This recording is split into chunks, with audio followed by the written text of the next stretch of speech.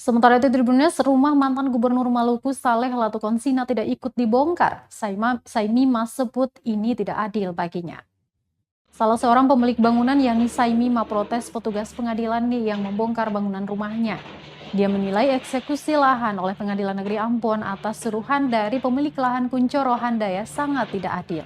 Pasalnya, hanya rumah miliknya sendiri yang dibongkar, padahal di atas tanah sengketa seluas 2.382 meter persegi itu juga berdiri bangunan lainnya. Rumah milik mantan Gubernur Maluku, almarhum Saleh Latukonsina salah satunya. Diakuinya sebelum proses putusan maupun eksekusi memang ada teguran dan mediasi oleh kuasa hukum Rosjen Alvaris dengan sejumlah pemilik lahan dan bangunan. Namun dari semua yang dipanggil dari dirinya yang datang langsung dan berbicara secara baik-baik. Tidak hanya itu, dirinya juga sudah membawa uang untuk melakukan pembayaran kepada pemilik lahan yang memenangkan perkara tersebut, dalam hal ini Kuncoro Handaya. Hanya saja waktu pembayaran kala itu diakuinya ditolak oleh kuasa hukumnya, dikarenakan harus membayar kontan tidak boleh dicicil. Dengan begitu dirinya beranggapan bahwa pemilik lahan Kuncoro Handaya tidak memiliki hati dan pilih kasih dalam proses eksekusi ini.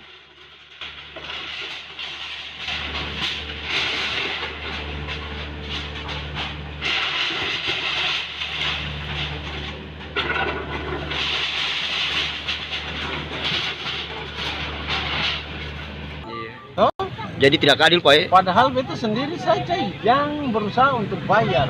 Yang lain seng ada usaha untuk bayar ke Kuncoro. Ke Kuncoro ini yang punya tanah katanya. Iya. Hah? Jadi beta saja yang berusaha untuk bayar, tapi tidak pada eksekusi beta saja yang dieksekusi. Yang lain ini kan seng. Kalau dong minta hari kenapa itu sih bisa? Itu aja. Jadi saya adil sebenarnya. Ini gubernur punya juga kemarin dong bilang masuk kena eksekusi. Tapi hari ini tidak termasuk, berarti kan pilih-pilih ini. Ya sudah lah, mau bagaimana?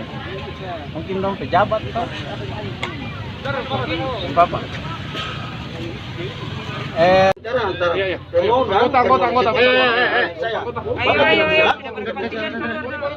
Ada kebijakan yang diambil. Terima kasih sudah nonton.